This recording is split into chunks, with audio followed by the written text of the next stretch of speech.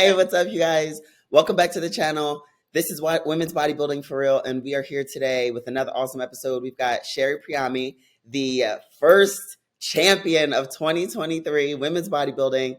She won the Van Isle show, or the Vancouver Pro show, and we're excited to have her. I couldn't be more excited to have you on. I want to talk to you about everything that led up to the show, your decision to do the show, your decision to do Women's Bodybuilding, just your journey in general, and then just some other fun topics that we can touch on as competitors. And we'll give everybody a perspective from women's bodybuilders, what goes into competition prep, contest prep, dieting, your support system, your life outside of bodybuilding, all that good stuff. Does that sound good to you? That's great. I'm glad to be here. Thanks for having me. Full transparency, you guys. We did this episode already, and for whatever reason, it didn't process the recording didn't process. So we're back at it again. And Sherry was awesome enough to get me in. So, life happens, right? And I think a big part of being able to live life on life's terms is being able to pivot, right? Adjust, pivot, and come back even stronger. So here we are with Sherry Priami. What's up, girl? Not much. Just still soaking all this win in. It feels good, don't it? Moment. Yeah, it does. Is it everything that you thought it would be, or is it totally different? How's your experience been since winning the Van Isles showdown? I think it feels like I thought it would feel. It feels good. It feels good to know that I'm going on a win and not by points. And yeah, I worked really hard for this. This is 6 years for me in the making, and it's just really nice to have it all come together and finally,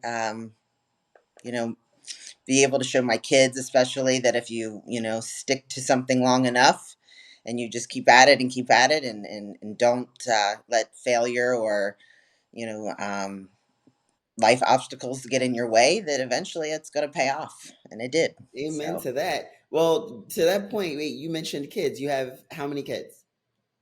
I have three. You have I have three. a 17-year-old son and a 10-year-old son. And are they all involved in sports? Are they athletic? Are they following mom's footsteps? How's that looking? My daughter, no, she has moved out and is studying to become a nun and a Catholic school teacher. Did So you say a that's nun? so awesome. A nun. Yes. They really still Not anything. have things like that. Like I'm totally out of it. I'm not what you would say. I wouldn't call myself religious by any means. I did grow up very religious in a religious, structured household, but I'm more spiritual these days. But I didn't know they still had, what are they called? Like monasteries or convents or what? She lives in a convent. Hmm. Yep. 25 other sisters. They're all under the age of 40. Um, it's a new convent. It was built in 2018. It's beautiful. Wow. Um, and she's really loving her life. So, uh, it's funny. They're active as nuns. They either play soccer or volleyball every day, Okay. or they take jogs through the around their like property. She said. But when she was, in school, she did cross country. And then my son is 17. He was a football player, Mhm. and then he started doing football and wrestling. Decided his passion was more for wrestling, so that's what he does. He also loves to bodybuild, and unfortunately, he's kind of had to step back from that because you can't really put on a lot of mass and then have to diet all down for wrestling. He was losing it all, so he has one more year of high school. He said he's going to finish wrestling, and then I imagine he'll be in the gym after that because that's where his passion is. He really likes, training. So who knows if he'll have a future in the sport? Okay. But yeah. And then my 10-year-old, he's getting ready to start his first year of tackle football. Wow, So that's fun. yeah, How do he's you been feel about very. that, Mom? Tackle You football? know, I kept my middle son out of tackle until he was like 12 or 13, I think. I don't know how old you are right before you go into high school, but I only let him play a year before high school. And then when he got to high school, he wasn't very good because because he didn't have enough time to learn the That's game, right. prior to school. So these other boys had been playing tackle since they were like 7, Hmm. and I didn't. this, so he had a huge disadvantage. And I think that it was a lot of the reason that he stopped playing football. So, he just felt like trying to learn the game and get better at the same time was just a lot. So, I decided to let my 10-year-old go ahead and start tackle now, Okay. so that, when if and when he wants to play in high school, he'll be ready. Yeah, that I mean, isn't that sort of the track now with specialization? I think with kids in sports today, not even just kids, but in general with sports. In order to be good, in order to be elite, in order to really make it anywhere, you do have to have a lot of time in the sport. And these kids are Yeah. specialists, like they're specializing in a particular sport at 3 4 5 years old. I think I just heard No. a news story of this kid. I can't remember his name, but maybe I'll put the link up. There's this young kid who's been active on social media since he was like maybe 2 or 3. His dad had him in the gym doing like, agility drills and everything like that. He's 12 years old now, maybe 10 or 12, and he's already been offered scholarships by major universities like Wow. Alabama, Georgia, Florida, because he's that good. He's just that far ahead of everybody else. He's powerful, he's quick, he knows the game, he has this like football IQ. And I mean, that just goes to show you that once you have enough reps in, like once you get enough reps in, once you've done it over and over again, your body has that like muscle memory. It has that way to kind of really like dig in and understand the game in a way that's more subconscious. And you just need Yeah. to put your time in. A lot Right. very similar to bodybuilding, right? Any Yeah. successful Well, bodybuilder. I think that trend started back when Tiger Woods came out, and everybody found out that Tiger's dad had him out there hitting, balls when he was 3 and 4 years old, and That's everybody's right. like, "Oh, well, that's the ticket. Start my kid early, and they're going to be superstars." And there's something to that, There is something to that. I mean, think about it. How long have you There's, been bodybuilding? so I was just getting ready to say, I've only been bodybuilding seriously for 6 years. And I think, when I was in dental hygiene school, I remember saying to my instructor, like, when am I actually going to be good at Mhm, this? Like, when am I going to feel like I'm good at this? And she's like, probably about 5 years after you graduate. mhm. And I was like, and, now that I'm entering on my 6th year of this and I finally have, made this accomplishment, I'm thinking, that's probably about, you probably need about a good 5, definitely 5 to, 10 maybe, but it's 5 years of doing something consistently before you can really say you're proficient at it. That's right. And that goes across the board with anything. So, Yeah, educationally speaking or academically speaking, physically speaking, any sort of sport, any sort of skill. It's really just a matter of reps. If we're talking, sports terms, it's getting those reps right. in. I know a few bodybuilders will attest to like being in the sport for 10 years. I've been competing since 2011, and excuse me, my allergies are kicking me in the butt. Oh, And I feel like like nothing is stopping them. I'll edit that out. Don't worry about it. I feel like since like 2011, I started competing. I was doing it really all on my own. I turned pro pretty quickly, but only now this is 10 years, 11 years later, only now am I really understanding everything that goes into a prep, everything that goes into conditioning, everything that goes into your diet, into your training, like training specificity and periodization and all of that stuff. And like my body is responding. And I think to your point, like you 5 6 years of bodybuilding, and now you're just getting that real major traction. Even though you were an outstanding athlete in women's physique, did you start in women's physique or you started in figure? Well, when I was on the NPC level, I did both because I wanted to be in figure, but my coach said I needed to do WPD, but I was not convinced that I had enough muscle. I was fighting it. So all the way up until even at my national show, I did both. I got fifth in figure and then took the overall in women's Yeah, physique. because I can imagine. I mean, with the level of conditioning that you bring today, I can Yeah. imagine that you in figure. I wonder if I can pull up any pictures of you in figure. Let me see if I can share a screen and pull up any pictures of you in figure. Do you know? I mean, I'm sure you've done. What are some of the shows you did when you were in NPC figure? Um, oh God, is it the Southeastern? I think is what the one show. If you go to Pittsburgh Nationals, Masters Nationals 2018, you'll probably be able to find. Oh my goodness, I can't wait. Hold on one second. We're gonna see if we can pull up some figure pics of Sherry. I wonder if you so have you always had an easy time sort of getting conditioned the way that you Yeah. are, or has it been like something that you had to figure out? No, I mean, before I even really understood what conditioning was, I was conditioned. In my first year, I just did what I was told, by my That's coach, right. and I think that's the reason I went pro my first year, was just I out conditioned everybody, and it's just not been something that I've ever really thought that about struggling to do. It's just always happened and came naturally for me. Okay. And I I mean, was a little go ahead. I was a little concerned as I put more, muscle on. Gosh, am I going to lose the ability to get conditioned? Because I heard people say, "Oh, it's only because you're small now," and as you put more size on. But um, even though I wasn't as conditioned as I could have been for Victoria, um, it's still I know that I could hold the same conditioning even with muscle mass. So Mm-hmm. Uh, it's just a positive attribute, I guess, that I have. Well, I mean, that goes to show you like how different we all are as competitors. Not everybody has the same gifts or talents or genetics as everyone else. Some of us can put muscle on really quickly. Some of us, have track legs, right? Track physiques or former athlete physiques. Some of us have that tiny waist. And Right. that's just one more element of figuring out what your strengths are and, really being able to capitalize on those strengths. I did a podcast with Isabel Terrell. Yeah. She does the Fit Rockstar podcast, and Yeah, she's she was no, she was one of the commentators and one of the ones that came up and gave me my brass ring that they gave at that show. oh cool.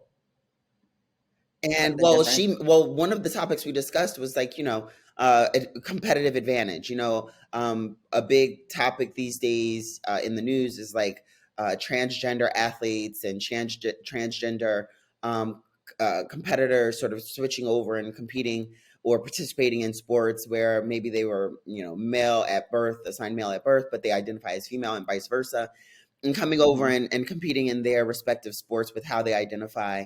And a big point that I made was that in sports in general, we all have genetic advantages over one another. Think about the people who are competitive or elite in basketball or football or track or wrestling, especially bodybuilding. Some of us have smaller joints, wider shoulders, tinier waist, without having to do the rib removal, without having to do a lot of Right.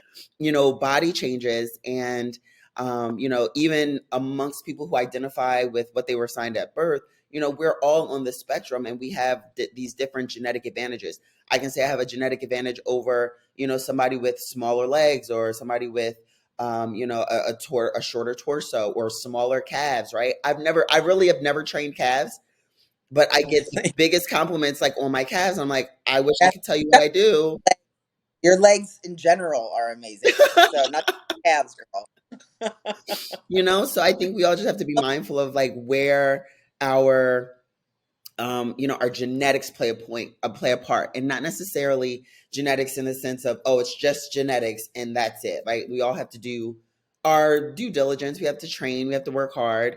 But in a sense, like a Michael Phelps, he's, an elite level swimmer, Olympic level swimmer. Nobody's ever going to be able to touch a Michael Phelps again, right?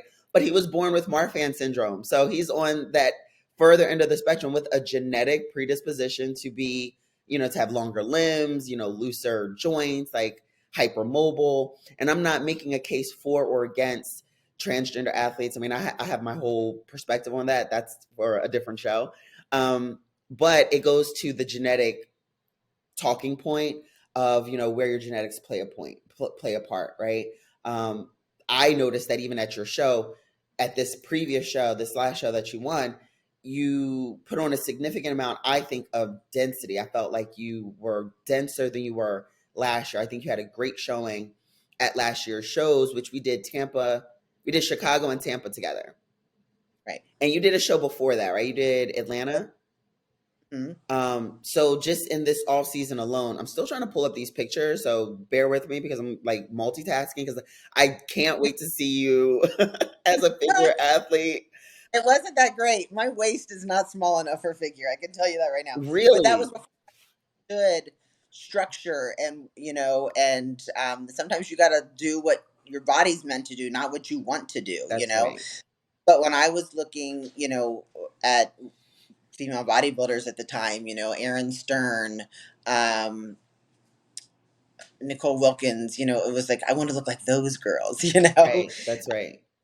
this ideology in my head of what I wanted, not really looking at my structure and who I was and where I would, flourish. So, Is that what impacted or sort of brought you over to making that change to women's physique and then to women's bodybuilding? Like walk us through how you guys made that decision to make those transitions. um, my coach kind of sprung both of them on me. I was prepping for figure the whole time, and then I got dieted down, and he saw just how hard and grainy I looked, and how I put on a lot of muscle that he didn't think that I would do. And he was like, "Nah, I just think that you're WPD. I don't think this is a figure look." And like I said, I'm kind of stubborn, so I had to do 3 different shows in both classes, prove it to myself. So I was WPD for a couple years, and my last showing was in 2020 because I took Mhm. 2021 off, I think. But I got third in Tampa, and I won the Masters at that show in WPD. So I was feeling good about things. So I was coming back in 2022, prepping for WPD the whole time. I was 4 weeks out from Chicago, Mhm. and he emails me and he's like, "What do you think about switching to women's bodybuilding?" I was like, "What are you talking about?" No. Isn't it funny how these coaches do just spring stuff on you? Like that's literally the same thing that happened to me with my coach. It was like 3 days off from the show. How do you feel about doing this division instead? I'm like, what? Yeah. And so he talked me into it. He said, "I think that you should switch because, your conditioning, just your size that you put on. I didn't realize how much tissue we've added." And he said, "The hardness that you have," he said, "I just think it translates better in women's bodybuilding." And I was like, "Well, I think I'm too small." Hmm. And so he's like, "What? Atlanta is 2 weeks before Chicago." He's like, "Why don't," he's like, "You're ready. Why don't we just jump in that show, see how you do? And if it doesn't work out, then we'll go back to WPD for Chicago." So Hmm. it's like, all right, fair enough. We can do that.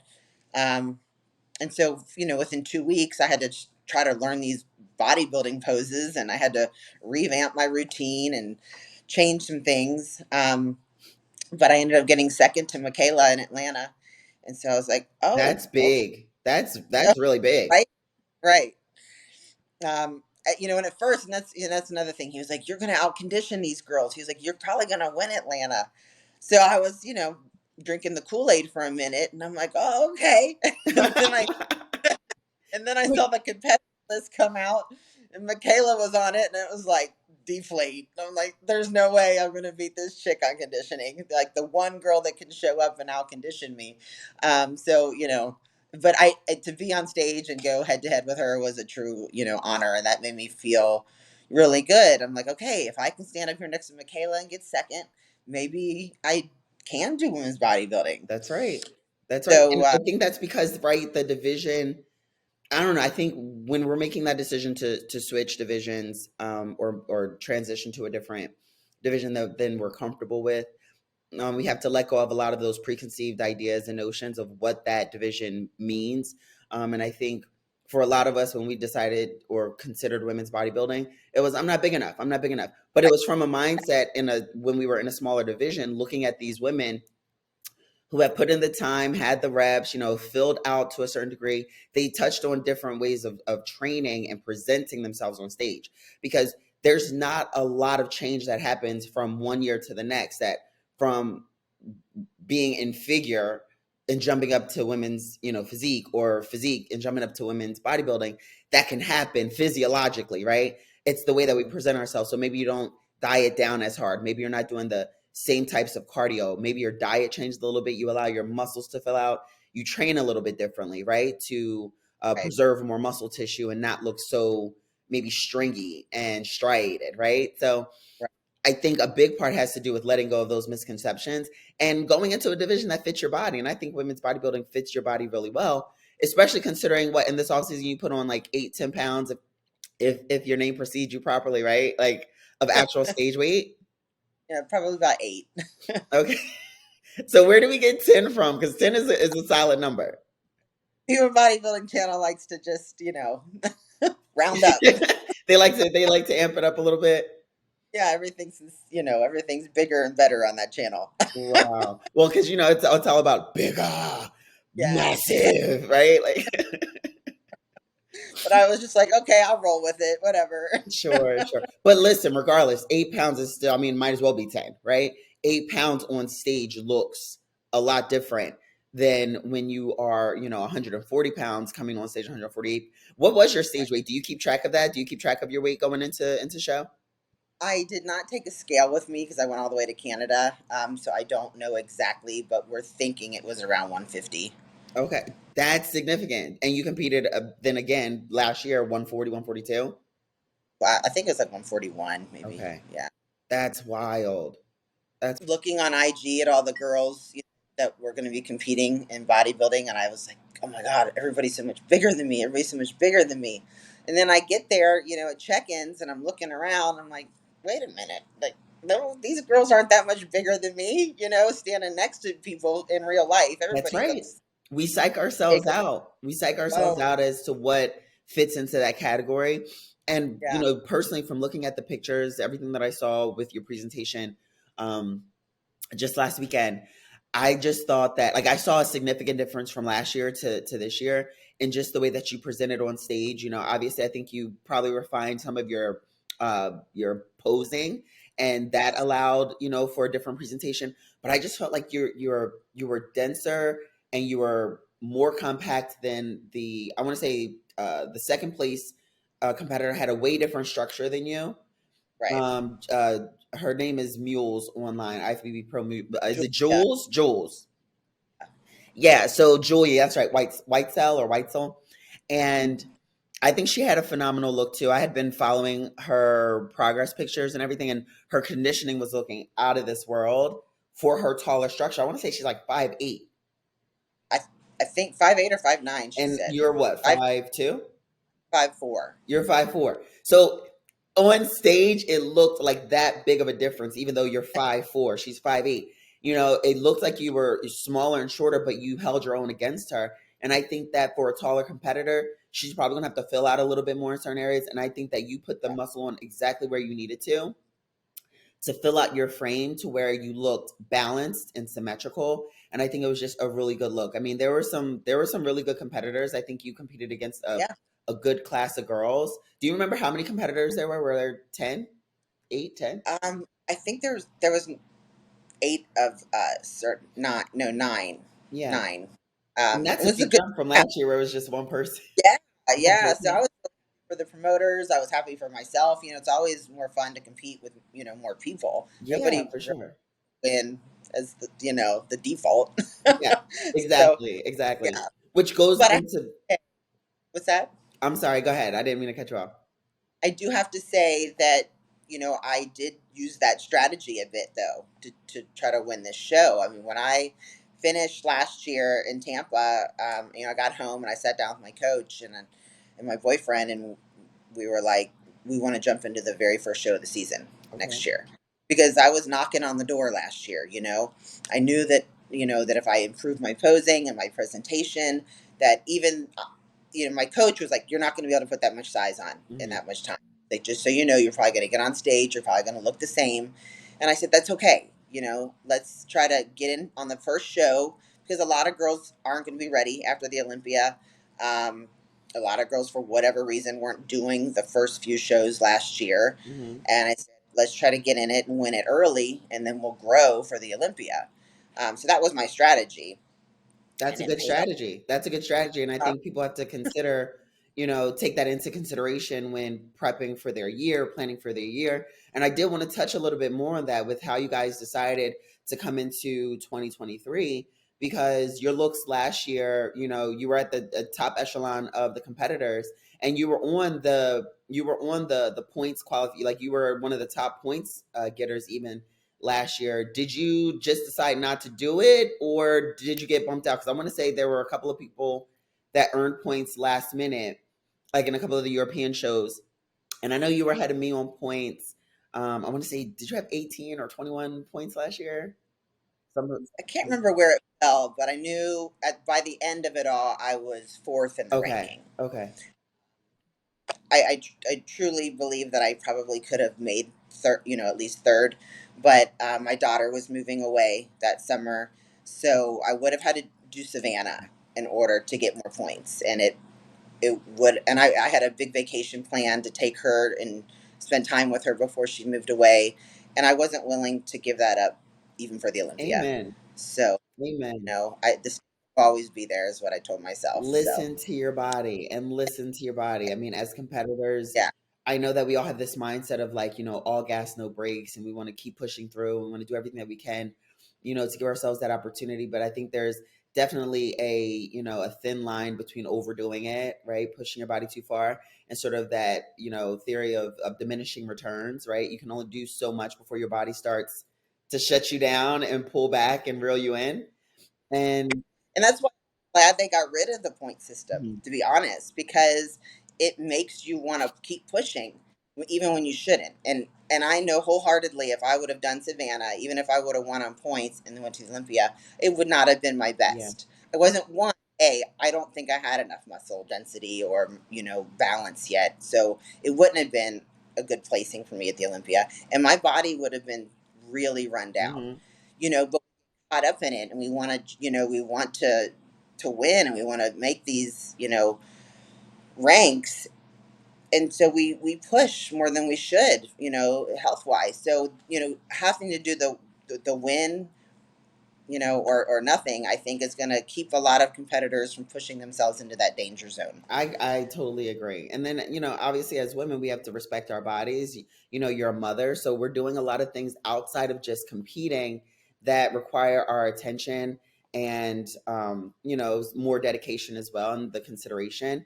Um, Yeah. and some people don't listen to their bodies. We're not like, a lot of the open guys, or even some of the other divisions, even the women's divisions who have 20 and 30 and 40 shows in the season, right?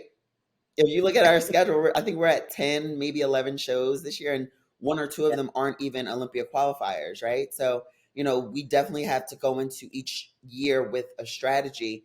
And I think your strategy definitely paid off, because here you are, the first champion of the season, and now you have a significant amount of time to go into the Olympia to plan and execute, whatever you guys have decided to work on going into the Olympia. Do you have any insight as to what you guys, how is this prep going into the Olympia going to change or going to look differently from how you prepped or leaned into coming into this show? Like, definitely things changed. Maybe your training focus, your conditioning focus. How is that going to look versus how you came into this show?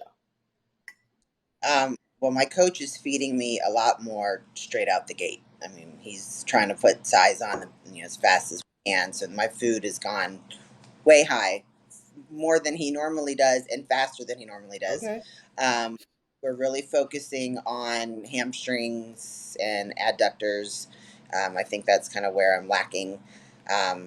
Just overall leg development is my focus, to be Mhm. honest. Um, and conditioning needs to be better. So this go around, for Victoria, this was a really rough prep mentally for me because I didn't think that I was ready. I knew I wasn't where I wanted to be weeks ago. Okay. And I'm telling my coach, and I feel like he's not listening to me. But I met with him yesterday and we've got it all figured out. But, he told me that it was his plan to bring me in is, more full. And he had talked to some judges and talked to some coaches. And, the consensus was that, hard striated glutes, isn't going to win the show, isn't what they're, looking for. They still want, a little softer, feminine. But he didn't communicate that with me Right. because he push back. Which is challenging, So right? Because you need like, okay, yeah, the coach is like the captain of the ship, but I'm sitting here, I need, or they're, putting the plan together, they're putting the navigation together, but I'm the captain of the ship. I need to know where we're going. I need to know like, yeah, which waves to avoid, right? I would just freak out and be like, no, absolutely not. Peel me out. Let's do this. Let's be conditioned. Uh-huh. So he didn't tell me, but it backfired because all it did is make me think this dude fell off his game. Ooh. Like, how did this How happen? did you How am I communicate not? that to him? Were you guys communicating those last couple of weeks? Was there a little tension or how No, did that look? it was part. I just kind of got to the point where I was like, I'm tired of telling this dude. And so I'm just not going to say anything. I'm just going to ride it out. Let's just do this. Did you And so did I you kind of sneak in some extra cardio? I thought about it and I told him, I said, you had me this close to doing extra cardio because I was like, this fool doesn't know what he's looking at. But I was, wrong. He had a plan, and he was wrong. He said, "I will never not communicate things with you again, or I'll at least call Chris, my boyfriend, Hmm. and say, hey, this is what I'm thinking. Can Sherry handle this information?" Yes. Because he knows I'm an overthinker. He knows that I spiral out of control sometimes. So I understand his intentions, and I can't fault him for that. But so anyway, our plan is to start that conditioning process a lot sooner Okay. this time because I'm not a young chicken and my skin needs some time to It's to, gonna take a to little bit more than just some collagen powder, right? Supplements like yeah. Can't just put some vasoburn on it and think that it's gonna tighten right up. right. Uh, so I need some time. So yeah, I think we're gonna handle it a little differently that way. But yeah, other than that, we're just gonna do what we normally do because it works for Yeah, us. well, So it's clearly been working, right? And to make it to the Olympia right out the gate is amazing. I'm sure it's just a weight off of your shoulders.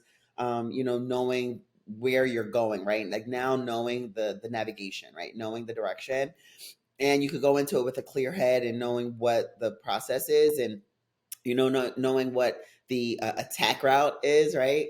And yeah, also like letting your body sort of like ease into it in a sense, right? Your cortisol levels yeah, aren't going to be sky high out the roof, driving you crazy, and you get a chance to double down or triple down on your strengths, which obviously is conditioning. I think your size and your shape is beautiful, so really being able to communicate with your coach is key. yeah. It's Like we're doing 5-minute conversations every week now so Mhm. that this doesn't happen. Are Like, you all right, checking done. in weekly, or does your check-in sort of change as you get closer and closer to the show? How does that look? Yeah. Yeah, I mean, normally I do weekly, and then as we get closer, it's pretty much daily, Okay. daily check-ins. Um, he he wants to, put his eyes on me every day, which I'm glad that he's like that because that's needed. Um, I was going to say something and I totally forgot what it was. So, Listen, once you hit 35, 40, it's like downhill from there. Lately, I've been doing the same thing. It's like I'm about to say something, then I forget the word, and it's like it's on the tip of my tongue. What is the word? Why can't I remember? and I can't use prep brain And anymore you now can't because use I'm prep eating. brain anymore. You're eating now, right? Oh, I was going to say that about the show coming up. This past show was very, very stressful for me because the buzz was I was going to win this show, Mhm. for saying this. And I'm like, oh my God, what if I don't win this show? Like, it's one thing to lose a show, but another thing to be the respective winner and then lose.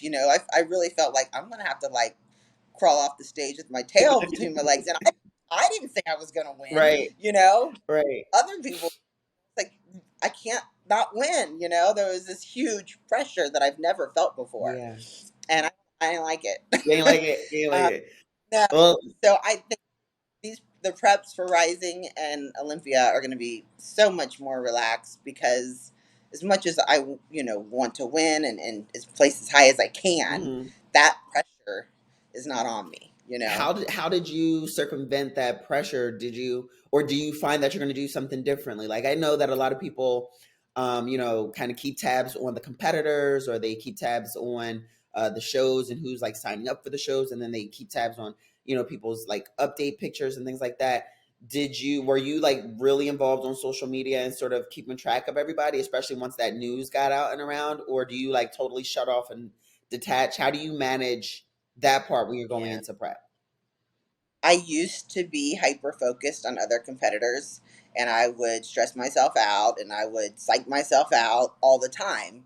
And then I'd get to the show, and, you know, the girls that I was sweating like didn't even come close to, So I agreed to my coach and my boyfriend that I would stop social media at a certain point in my prep and just not even deal with it because it is toxic. It's very It's toxic, hard. It's and hard. It it is. you don't gain anything by hyper focusing on someone else. That whole you need to stay in your own lane really is true, Mm-hmm. and and that is a healthier way for me to approach things. So I let people know, like, I'll go on and I check social media. I'll check my messages. If there's something to repost or whatever, I will, but I don't try to scroll and look through the competitors' stuff. I won't watch their stories. I Yes. don't do any. Yeah, I Mm-mm. can totally personally attest to that as well. I've never been somebody focused, hyper focused on other, on other competitors. And that's just the way that I put my blinders on, just really how I live my Good. life. Some people think I'm like, I guess it can be interpreted as kind of being like, I don't know, self-absorbed or, selfish or whatever the case may be, but I really live in my own little world. And I think it allows me some space to just accept people as they are, hold space for people to be who they are, Right. go into a situation without a whole lot of expectations, but then also to focus and just go inward and really put all of the onus on oneself instead of looking and seeing like, well, how does she look? How do her legs look? How's her conditioning looking? Because like you said, you can't really Because change that. none of that's in your control. Yeah. You know, so the only thing you can control is what you do for yourself. So that's the energy that you need to take and focus on. That's So right.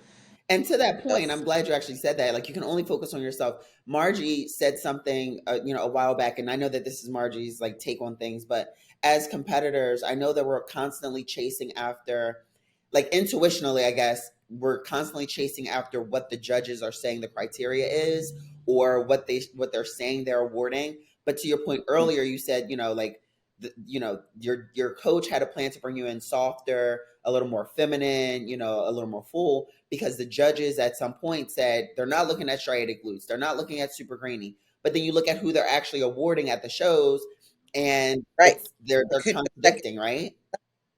Yeah. Right? So you It's have to very bring in your best package for you.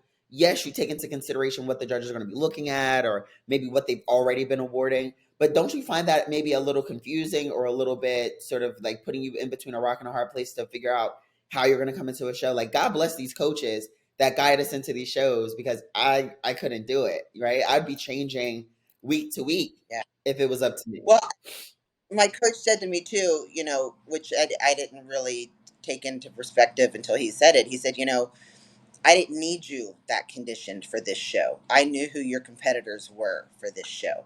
He said, Rising in the Olympia is going to be a little different. Hmm. You're going to be on stage with Angela Yo That's right. and with Michaela. That's right. He said, so it's not always just about how you look, it's how you look next to a person that you're going to be competing with. Hmm. And he said, I got to take that into consideration because I said, well, is this how we're going to look, for those shows? And he's like, no. He said, because those shows are going to be different That's right. and they're going to be judged different. And so, they are, your coaches should be taking all of that into consideration. Yeah. And, Yeah. I was kind of glad to hear his perspective on that because it's true, you know. And that's a lot easier for them to handle versus us to handle while we're in prep brain, right? Prep mode, constantly Right. picking yourself apart, constantly like over hyper focusing on different elements. And then you kind of can't see, the forest for the trees. And, or is it the trees for the forest? I don't know how that saying goes, but you guys know what I'm talking about, right? Yeah. You need that separation. So you need that coach that's, obviously like communicating with you, and you're communicating with the coach. You guys understand, but they also have that game plan where you're not checking the social media. You're not checking who's checking in for the shows or doing the shows, but they are. They have their eye on the competition, because bodybuilding Yeah. is that. It's about who you're standing next to, because everybody looks good in their check-in pictures. Everybody looks good in their Instagram posts, but And at this level, everybody just looks good, that's right. you know? I That's mean, and and we're all so different, that you really have to just focus on what you have and what you can bring, Mhm. what your assets are. But yeah, I mean, it's hard because everybody's so good at this Everybody is really level. good, and that's the beautiful thing about being at this tier of the sport. How are you rebounding or reversing? How is your body settling into this space now after the show? Did you go out and like binge and party and celebrate, or how did that look going into these like weeks following the show? Because I know that that's a big part that competitors deal with. It's right like right after the show, maybe post show blues, or, a little bit of depression, maybe some sickness that you were fighting off from before the show as you get dieted down. How's your body feeling and adjusting in this period after the show? So there was no binging after the show. I did have a meal on Monday night. We went out for some seafood because that's what Victoria is known for. I had some salmon and some mussels, and I thought that I ended up getting food poisoning Monday night. I was walking back from the restaurant, and I came down with these uncontrollable shaking Wow. and shivering. Then I had a fever. I just felt awful. And so I went right to bed after dinner, and I thought, it was food poisoning. But it turns out I think I had the flu because I'm just now today kind of feeling myself. Oh wow. Um, yeah, I went and got a IV vitamin drip 2 days ago, and it has helped, and some glutathione. Um, but my coach, we're right back on plan. That's My coach awesome. is like, we're 22 weeks out from the rising. You're back in prep, girl. That's right. Back on the So hamster wheel. yeah, so we're with as far as the rebound, like I said, we're trying to add size. So he's got my food right back up, and we've never done that before. We've always gradually increased my food. Okay. So he's waiting to see how I respond. I honestly have been running my low day or rest day menu since I've been home because I haven't trained yet. Okay. I just went ahead and just took the week off, let my body heal, and I think and I'm not normally like that. Normally, I'm like, let's get to it, let's get to it, Yeah. and I think God was like, girl, you need a break. Listen, I have said that before. It's like, especially as competitors or just like, people who are like driven, it's like you've got to give yourself that time to rebound, to reverse, to recover.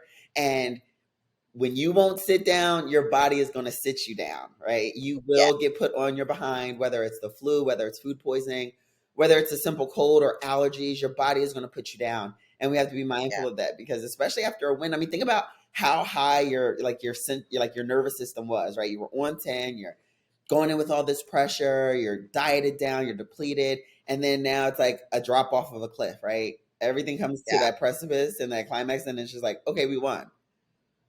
yeah, And now your body's you probably were already developing that cold or that flu or that bug, and you were just so hyper focused on the show that your body didn't get a chance to kind of like really let it ruminate, and then it hits you yeah. afterwards, right? Your immune system and all that.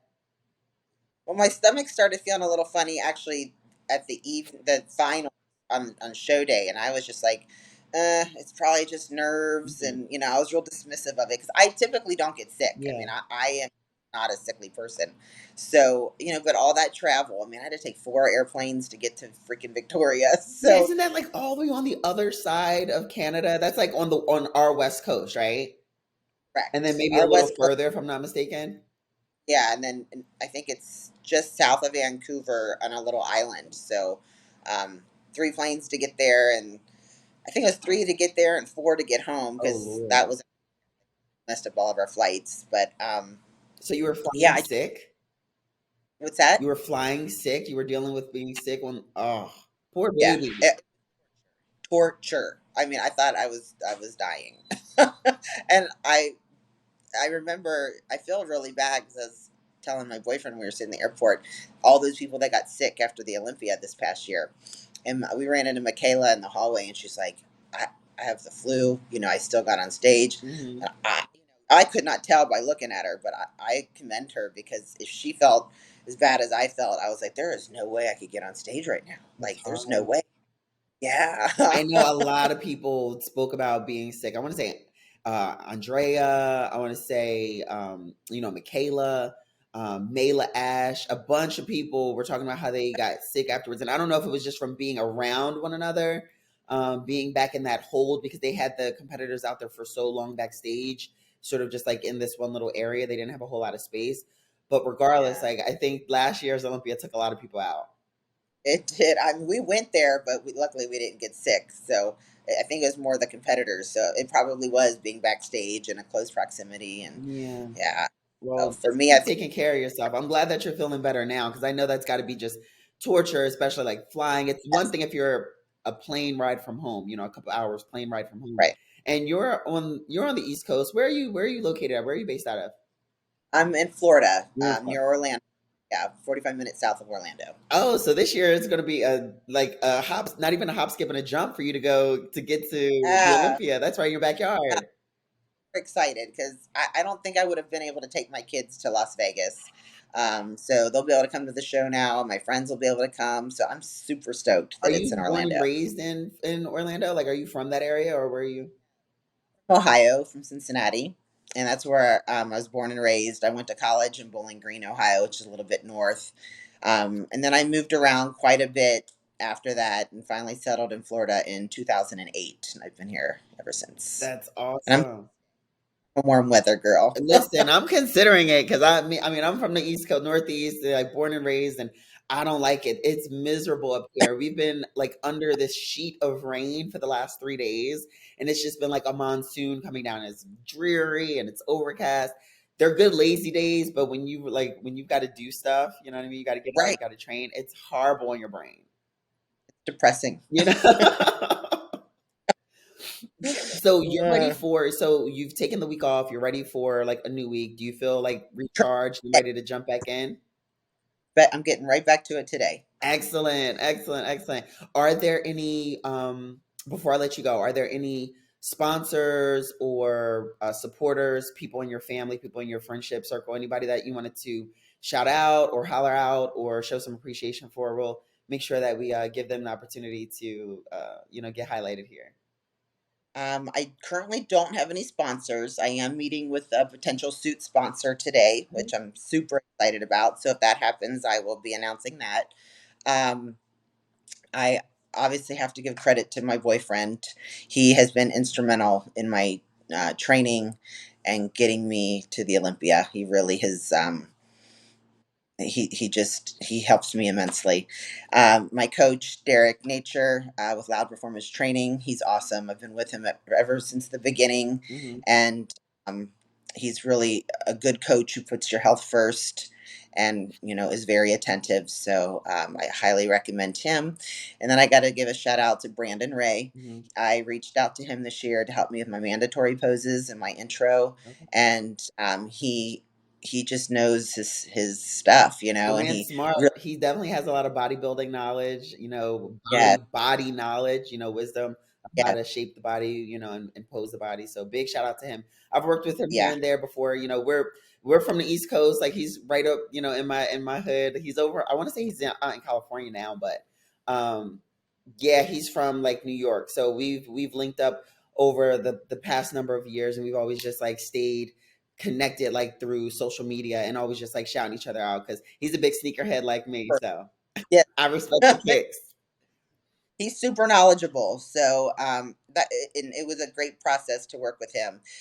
And then I have to give a shout out to my posing coach who does my routines, and she helps kind of tweak some of my poses as well. But Sharonica Henton, Okay. she's a WPD Olympian.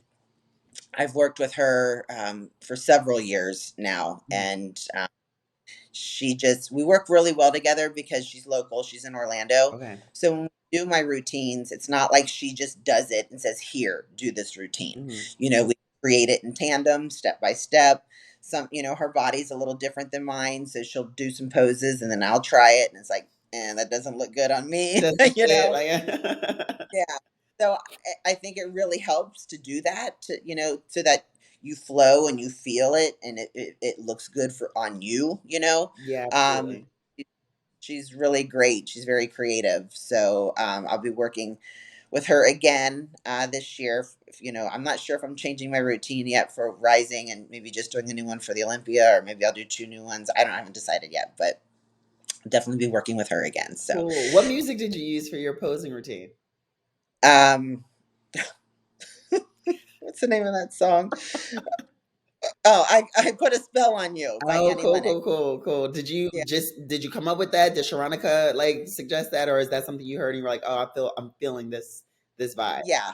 I heard the song and I was like, I'm digging this. I like this, like this vibe, and I wanted to do something, feminine and flirty Hmm. this time. Hmm. A lot of times I get up there and I do more like a powerful, um, but to me, it's important to try to maintain the femininity for female bodybuilding. Hmm. And so I wanted to exude that on stage. And I Okay. think we did it was fun. Yeah, you clearly like checked off all the boxes. Like you hit the mark. You dotted those I's because here you are, the first champion of 2023. And I'm sure that Thank, everybody, is looking at you really as setting that precedent for going into the rest of the year. And I think that's a big responsibility, but I think you're carrying it well. Your shoulders are handling that weight pretty well. thank you. Thank you. It's great. I feel honored to be in this position and it's a dream come true. So Good. I'm excited. Well, I'm excited for your potential sponsorship meeting. I think as competitors, we need all of the help that we can get. We don't have as much exposure as a lot of the other divisions, but I think that's changing. The more active we are on social media and building our presence on, YouTube and giving people that access and amplifying our voices, I think that's going to help change things and really give us access to different sponsors. The suit sponsors out there, I'm going to give a big shout out to the suit sponsors because that's a big expense that a lot of us, we face, and we probably wouldn't really be able to get through the year without that help. I mean, these suits are upwards of $1,200, and I've seen some more expensive ones out there, but Uh, that's significant, right? yeah, I mean that if this works out the way I think it's going to, I mean it's going to be a huge financial relief Yes. for me this season. So yeah. Good. Well, hopefully anybody who's seeing this, But anybody else that wants to sponsor me, just hit me up. that's it.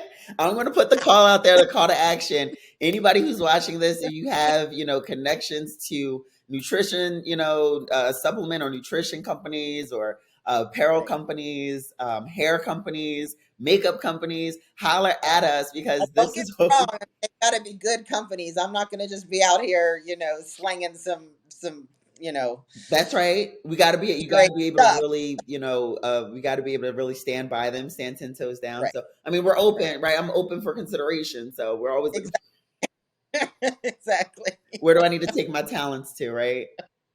I'd be happy to do 3 posts a day. Absolutely, and we'll work for it because we're already juggling so many other things. So I think that if that's one testament for women's competitors is we're already juggling being a mom or a wife or we're working. Some of us are doctors and lawyers and working overnight shifts. So we're carrying a lot. We're taking care of households. Um, maybe caretakers for our parents, things like that. So we're already carrying a lot, but for us to be able to manage our time so well and multitask, that's a testament to how committed we are and how dedicated we are to making sure that we show up for those who support us. So big shout out to you. Big shout out to you. I'm going to claim it for you. Big shout out to this suit sponsor that you're going to connect with today. We're going to claim that sponsorship for you right now. Thank you. And many more to come, I'm sure. So just keep trucking, and you're already on such a great trajectory, and we can't wait to follow. I can't wait to be on stage. Hopefully I'm on that Olympia stage with you at the end of the I year. know, girl.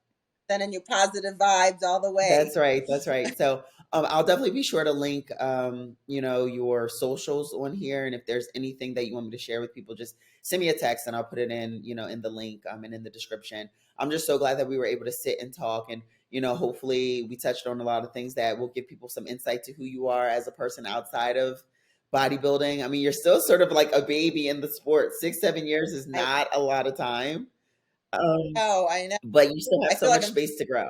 starting to get, my stride. Like you said, like a baby who's just now finally standing up on her You own, got it. ready to You got it. run. Well, I'm so proud of you. Obviously, I've seen Oh, the evolution. We did compete in women's physique together for some time, and then now in women's bodybuilding. It was an honor to be on stage with you last year. It was just great. I think our vibe, especially in women's bodybuilding, is our vibe backstage. I think we're a little more mature. We're a little bit more evolved in a sense of like knowing who we are and having families, or just being at a different stage in our lives, because a lot of us are like a little bit older, right? You don't have many women's competitors under the age of 30. I think our average age, I want to say, is like 35, 40.